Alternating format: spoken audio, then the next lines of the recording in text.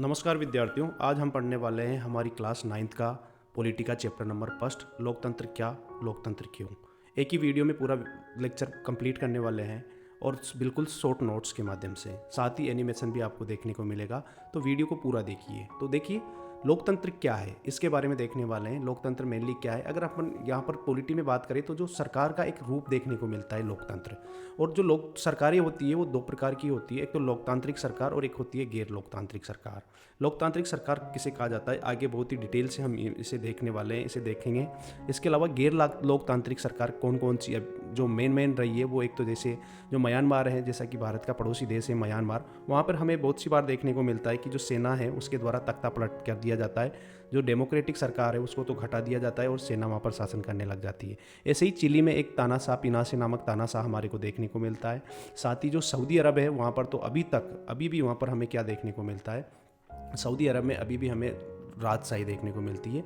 राजा वहाँ पर शासन करता है, राजा जो है वो रूल करता है। लोकतांत्रिक क्या होती है, पूरा चैप्टर इसी पे बेस होने वाला है। और गैर लोकतांत्रिक क्या होती है ये भी अभी हम जो उदाहरण है उसकी सहायता से समझने वाले हैं। तो अगर सरल परिभाषा में हम बात करें, सरल परिभाषा में देखें कि लोकतंत्र क्या होता है, तो सरल परिभाषा में लोकतंत्र एक ऐसी शासन व्यवस्था है जिसमें जो शासक होते हैं उनका चुनाव जनता के द्वारा किया जाता है।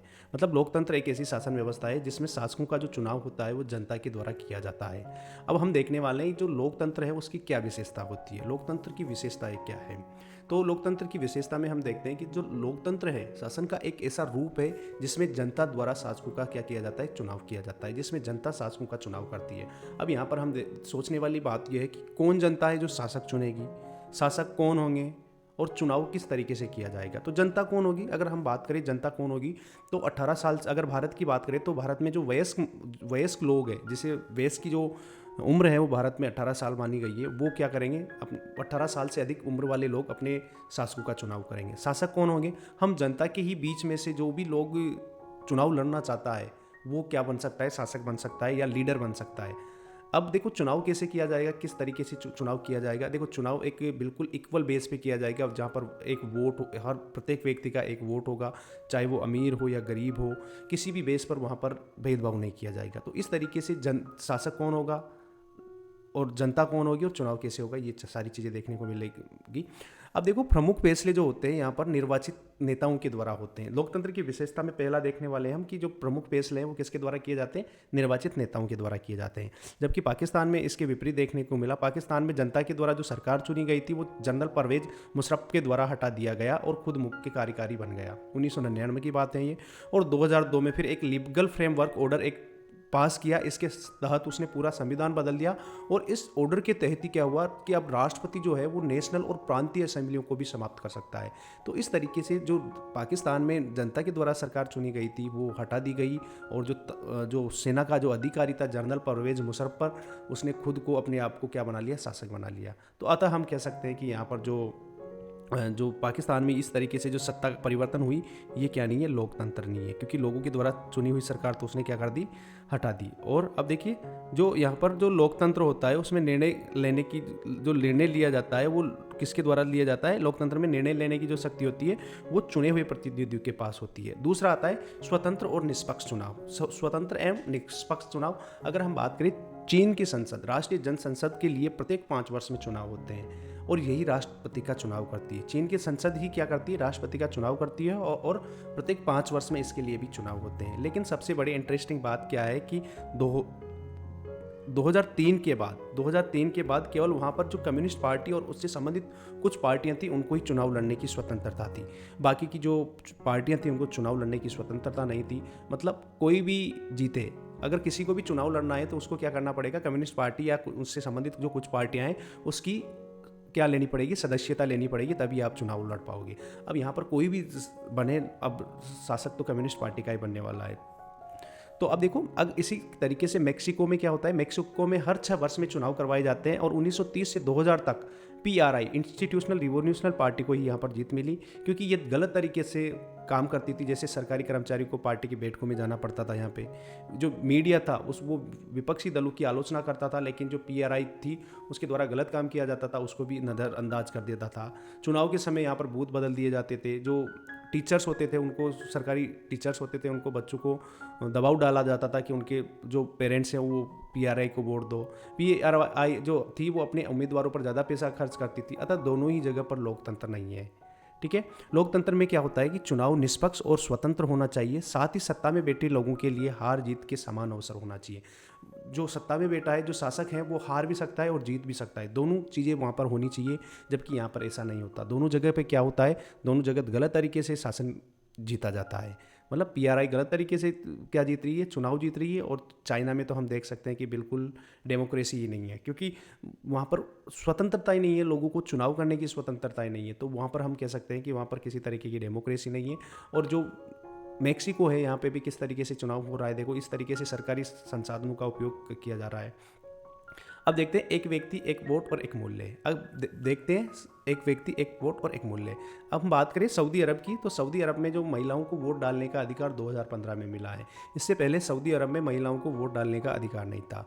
अगर बात करें इस्टोनिया, जो रूस के पास है, इस्टोनिया में जो रूसी अल्पसंख्यक हैं उनको वोटिंग राइट्स प्राप्त करने में बहुत ही ज़्यादा मुश्किल होती है, मतलब बहुत मुश्किल से उनको वोटिंग राइट्स मिल पाते हैं वहाँ पे।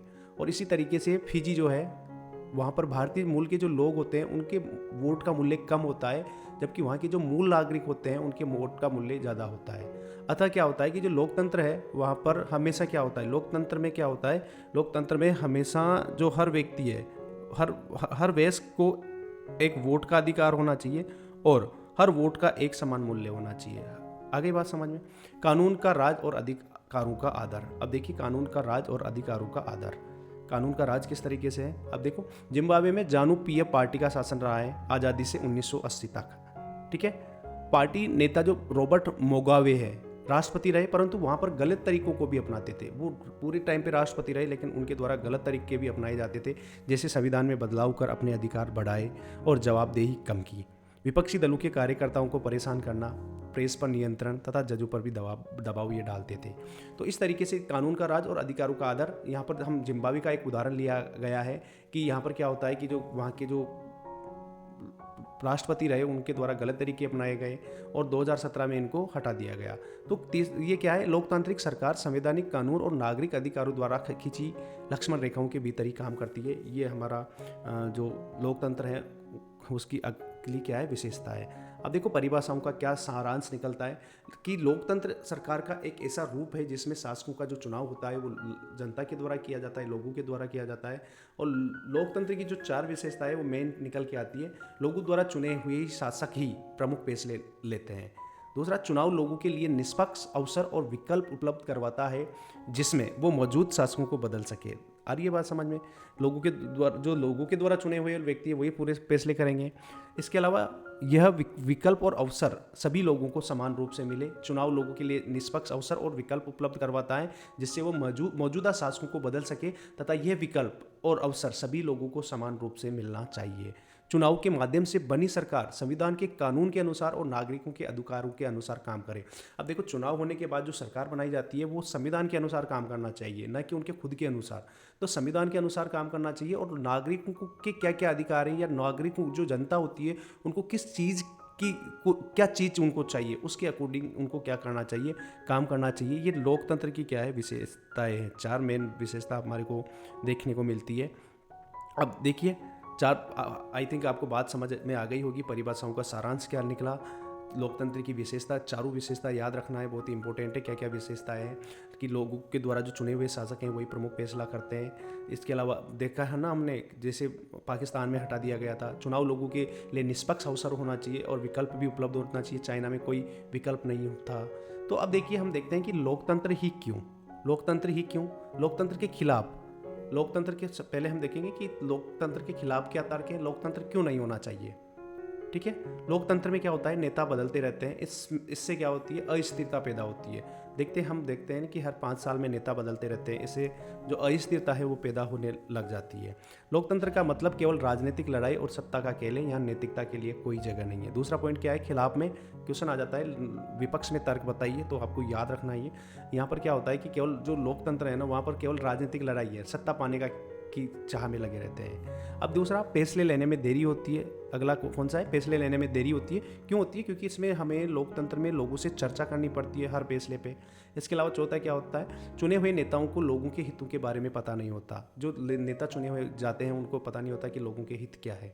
लोकतंत्र में चुनाव खर्चीले तथा भ्रष्टाचार होता है। लोकतंत्र में जो चुनाव करवाते हैं उसमें बहुत ज़्यादा खर्च आता है और भ्रष्टाचार भी बहुत ज़्यादा देखने को मिलता है। सामान्यतः लोगों को पता ही नहीं होता कि उनके लिए क्या चीज़ सही है।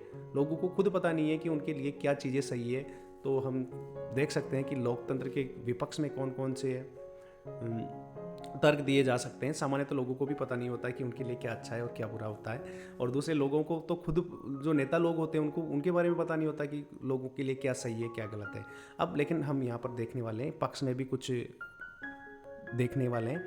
तो लोकतांत्रिक शासन पद्धति दूसरों से बेहतर है क्योंकि यह शासन का अधिक जवाबदेही वाला स्वरूप है। चीन में 1958 से 61 में पड़े अकाल के कारण 3 करोड़ लोग मारे गए थे।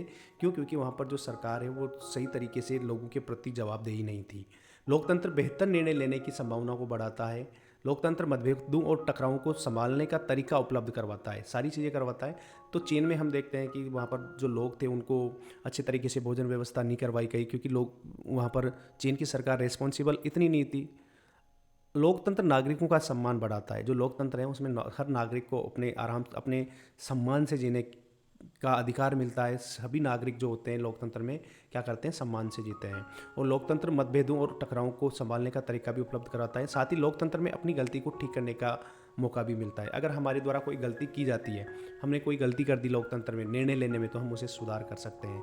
अब देखने को मिलेगा हमें लोकतंत्र का बृहत्तर अर्थ, broader meaning of democracy. Broader meaning क्या होता है, हम अभी देख रहे थे, एक छोटा सा रूप देख रहे थे कि जो लोकतंत्र है उसे हम किसके रूप में यूज में लेते हैं, सरकार के रूप में।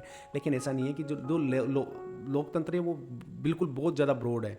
आगे देखने वाले हैं, लोकतांत्रिक देश में फैसला बहुमत के आधार पर किया जाता है। बिल्कुल, लोकतंत्र शब्द का उपयोग केवल सरकार के लिए नहीं अपितु परिवार, कक्षा, पार्टी तथा जीवन के हर क्षेत्र में होता है। जो लोकतंत्र है वो जीवन के हर क्षेत्र में देखने को मिलता है। चाहे आपका परिवार है, अगर आपका परिवार आपस में डिस्कशन करके निर्णय नहीं ले रहा तो वहाँ पर डेमोक्रेसी नहीं है, लोकतंत्र नहीं है। कक्षा में अगर आपके टीचर आपकी बात मान के नहीं पढ़ा रहे, वो अपने अकॉर्डिंग ही पढ़ा रहे हैं, तो वहाँ पर भी लोकतंत्र नहीं है। मतलब लोकतंत्र कब होगा, जब आपस में मिलजुल कर डिसीजन लिए जाएंगे, आपस में मिलजुल कर निर्णय किए जाएंगे। चाहे वो कोई भी पॉलिटिकल पार्टी हो, कक्षा हो, या कोई जीवन में कोई भी जगह हो। आपके दोस्तों में भी अगर कोई एक दोस्त अपनी ही बात मनवाता है तो वो भी क्या नहीं है, डेमोक्रेसी नहीं है, लोकतंत्र नहीं है। क्यों? क्योंकि वहाँ पर वो खुद एक डिक्टेटर के रूप में काम करता है, तो वहाँ पर भी क्या नहीं है, एक डेमोक्रेसी नहीं है। अतः हम कह सकते हैं कि ये एक डेमोक्रेसी नहीं है। कभी कभी लोकतंत्र जो शब्द होता है उसका उपयोग हम आदर्श के लिए भी करते हैं। बहुत सी बार हम आदर्श के लिए करते हैं, जैसे इस देश में लोकतंत्र तभी आएगा जब किसी व्यक्ति को भूखे सोने की ज़रूरत नहीं होगी। ये एक क्या है, आदर्श है। ठीक है, तो हम कभी कभी इसका जो लोकतंत्र है इसका उपयोग आदर्श के रूप में भी कर लेते हैं। आ रही है बात समझ में आपको कि हम इसका जो उपयोग है वो किसके रूप में कर लेते हैं, आदर्श के रूप में भी कर लेते हैं। आगे बात, इसके अलावा और क्या होता है, तो ये ध्यान रखना, बृहत्तर अर्थ में लोकतांत्रिक देश में फैसला बहुमत के आधार पर किया जाता है। लोकतंत्र शब्द का उपयोग केवल सरकार के लिए ही नहीं अपितु परिवार, कक्षा, कहीं पे भी कर सकते हैं। और जो लोकतंत्र शब्द है इसका उपयोग आदर्श के रूप में कैसे किया जाता है, ये आपको बात आ गई समझ में। देखो, लोकतंत्र में प्रत्येक नागरिकों को फैसला लेने में समान भूमिका निभानी चाहिए। जो लोकतंत्र होता है उसमें सभी जो प्रत्येक नागरिक है उसको फैसला लेने में समान भूमिका उसके द्वारा निभानी चाहिए, तभी जो डेमोक्रेसी है वो सही तरीके से। हर नागरिक को सूचना की समान उपलब्धता, बुनियादी शिक्षा, बुनियादी संसाधन और पक्की निष्ठा उसको होनी चाहिए। ये आज, और इसके अलावा नागरिकों द्वारा जो काम किया जाता है वो भी लोकतंत्र को अच्छा या खराब बनाने में मदद करता है। देखो, किसी भी देश के नागरिकों के द्वारा जो काम किया जाता है वो उस देश को अच्छा या खराब बनाने में मदद करता है। वही जो काम किया जाता है वही उस देश को निर्भर करता है कि वो देश कैसा होने वाला है और वहाँ का लोकतंत्र कैसा होने वाला है। लोकतंत्र सभी नागरिकों की सक्रिय भागीदारी पर निर्भर करता है, और जो लोकतंत्र होता है वो सभी नागरिकों की किस पर निर्भर करता है, सक्रिय भागीदारी पर निर्भर करता है। सभी लोगों की सक्रिय भागीदारी पर निर्भर करता है। तो ये आज का हमारा टॉपिक था। आई थिंक आपको समझ में आया हो। पूरा चैप्टर मैंने आपको एक वीडियो में समझाया है। अगर वीडियो अच्छा लगे तो लाइक, शेयर और सब्सक्राइब जरूर करें। Thank you.